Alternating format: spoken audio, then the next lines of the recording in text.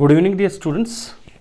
Atomic physics में ये काफ़ी इंपॉर्टेंट टॉपिक है, विशेषकर एग्जाम पॉइंट ऑफ व्यू से। तो टॉपिक है हमारा limitations of Rutherford's atomic model. देखिए प्यारे बच्चों, जैसे J Thomson model of atom अपने टाइम का एक सक्सेसफुल मॉडल ऑफ एटम रहा है, वैसे ही रदरफोर्ड्स एटॉमिक मॉडल भी एक बड़ा ही सक्सेसफुल मॉडल ऑफ एटम रहा है। लेकिन प्यारे बच्चों, जैसे J Thomson model of atom कई चीज़ों को एक्सप्लेन नहीं कर पाया था, वैसे ही बहुत सी बातों को, बहुत से फिनोमिना को ये रदरफोर्ड्स एटॉमिक मॉडल भी एक्सप्लेन नहीं कर पाया। हालांकि जो इसका अचीवमेंट था about the nuclear model of atom, ये वास्तव में बड़ा एक ग्रेट अचीवमेंट था। देखिए, कोई भी मॉडल ऑफ एटम अगर उसमें कोई लिमिटेशंस होती है तो इसका मतलब ये नहीं है कि आप उसको डिस्कार्ड कर देंगे, वो गलत है, ऐसा नहीं है। J Thomson model of atom में थोड़ा सा मॉडिफिकेशन किया तो रदरफोर्ड्स एटॉमिक मॉडल आया। इसमें फिर मॉडिफिकेशन किया तो नया मॉडल ऑफ एटम, जिसको हम बोहर्स एटॉमिक मॉडल कहते हैं, वो आएगा।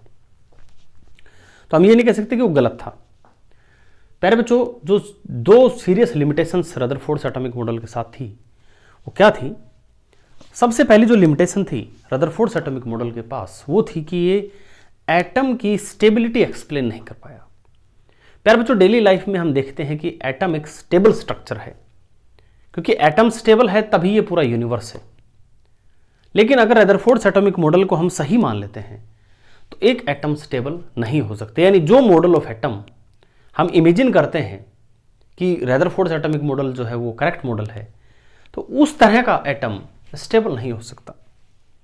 इसका कारण सुनिएगा क्यों नहीं हो सकता। प्यारे बच्चों, देखिए, यहां जो रदरफोर्ड साहब ने जो अजम्पशन लिया, उन्होंने ये अजम्पशन लिया कि भाई जैसे सन के चारों ओर प्लैनेट्स घूम रहे हैं and they are stable, all the planets are in their stable orbits, और वो ना ही सन में गिरते हैं, ना ही वो अपने ऑर्बिट को छोड़ के कहीं जाते हैं, एक स्टेबल सिस्टम है वो। तो ऐसे ही हमारा जो न्यूक्लियस और इलेक्ट्रॉन का जो सिस्टम है वो एक प्रकार से स्टेबल होगा, ऐसा रदरफोर्ड साहब ने अज्यूम किया। लेकिन प्यारे बच्चों, ये दोनों सिचुएशन एक जैसी दिखती है कि प्लैनेट सिस्टम हो या हमारा इलेक्ट्रॉन और न्यूक्लियस का सिस्टम हो, ये लगभग इक्विवेलेंट से ऐसे लगते हैं। लेकिन इन दोनों में बेसिकली, या you can say at fundamental level, इन दोनों में प्यारे बच्चों बहुत बड़ा अंतर है।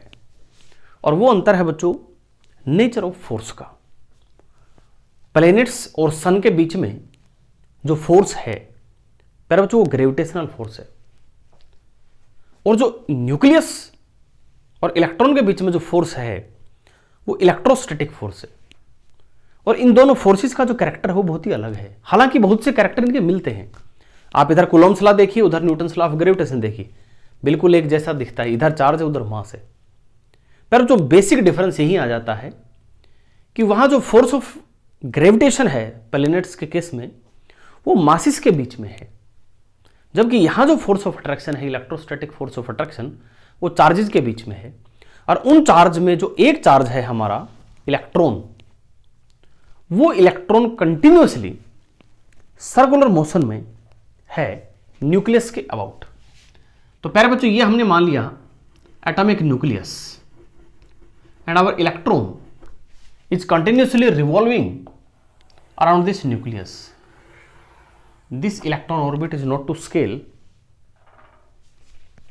ये हमारा एक इलेक्ट्रॉन मान लीजिए, हम यहां पे मान लेते हैं। प्यारे बच्चों, electron is a charge particle, and dear student, according to classical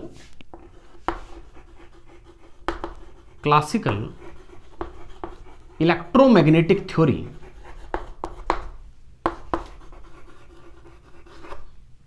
और you can say according to our Maxwell's equation, एक चार्ज पार्टिकल जब एक्सेलरेटेड मोशन में होता है, क्योंकि प्यारे बच्चों ये एक एक्सेलरेटेड मोशन क्यों है? क्योंकि इलेक्ट्रॉन एक सर्कुलर पाथ में घूम रहा है, and in a circular motion you always require a force called centripetal force. So यहां फोर्स है, तो इसका मतलब यहां प्यारे बच्चों एक्सेलरेशन है। बिना एक्सेलरेशन के फोर्स नहीं, बिना फोर्स के एक्सेलरेशन नहीं। तो अगर यहां एक्सेलरेशन है, तो according to classical electromagnetic theory, an accelerated charge particle, which is electron in this case, must emit EM waves, electromagnetic waves, और you can say electromagnetic radiations ये इमिट करेगा, क्योंकि ये थ्योरी एक वेल एस्टेब्लिश्ड और proven theory है। ये मतलब इसको हम ये नहीं कह सकते हैं कि ये ऐसा assumption, no, it's a theory which has a strong experimental foundation. तो प्यारे बच्चों ये बिल्कुल करेक्ट है, और हमने ऑब्जर्व भी किया है कि कोई भी एक्सेलरेटेड चार्ज पार्टिकल होगा it will emit EM wave और रेडिएशंस यू कैन से, और यू कैन से एनर्जी।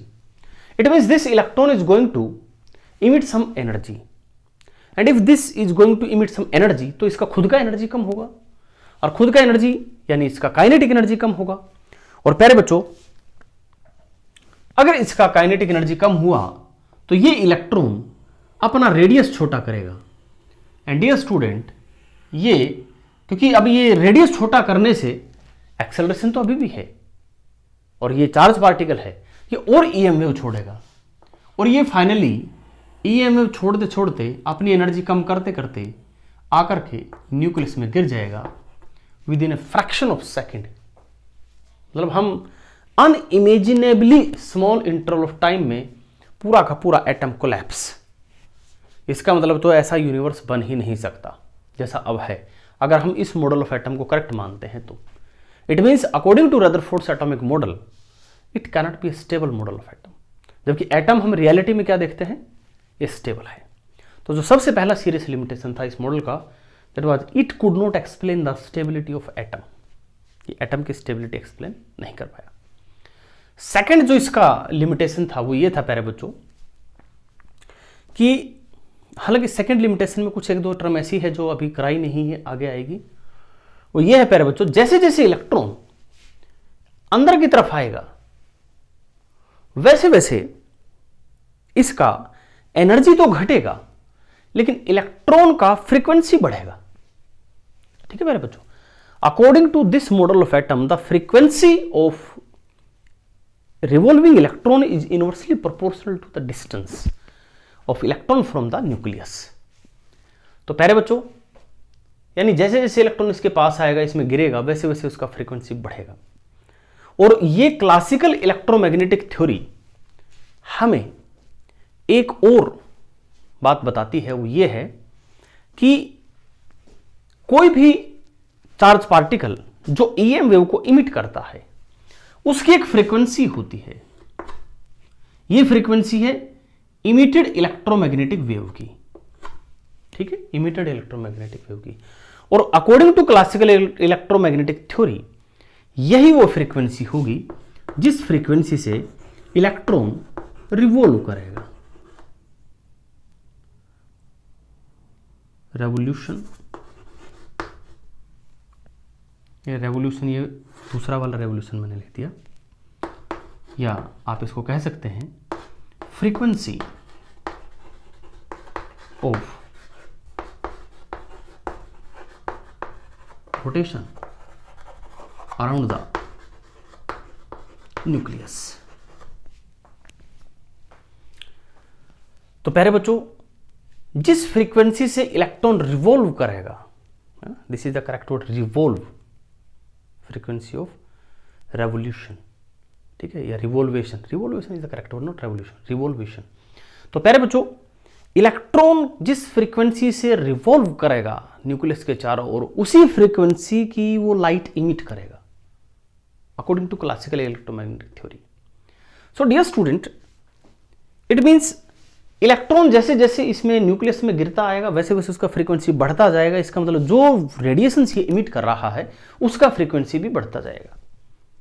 यानी कि एक प्रकार से एक लिमिट है फ्रीक्वेंसी की, यहां से लेके यहां तक। यहां इसकी फ्रीक्वेंसी मैक्सिमम होगी, यहां इसकी फ्रीक्वेंसी मिनिमम होगी। इस मैक्सिमम फ्रीक्वेंसी और मिनिमम फ्रीक्वेंसी के बीच की हर फ्रीक्वेंसी की लाइट या हर फ्रीक्वेंसी का रेडिएशन इमिट करेगा, ऐसा क्लासिकल इलेक्ट्रोमैग्नेटिक थ्योरी कहती है। इसका मतलब यह हुआ कि जो भी आप यहां ऑब्जर्व करेंगे हर फ्रीक्वेंसी आपके पास यहां इन दो वैल्यूज के बीच में अवेलेबल होगी। लेकिन फ्रॉम स्पेक्ट्रोस्कोपी, स्पेक्ट्रोस्कोपी का अलग ब्रांच है, हालांकि एटॉमिक में ही आती है, एटॉमिक फिजिक्स में ही, लेकिन वो एक अपने आप में एक बड़ा कॉम्प्रिहेंसिव फील्ड है स्पेक्ट्रोस्कोपी।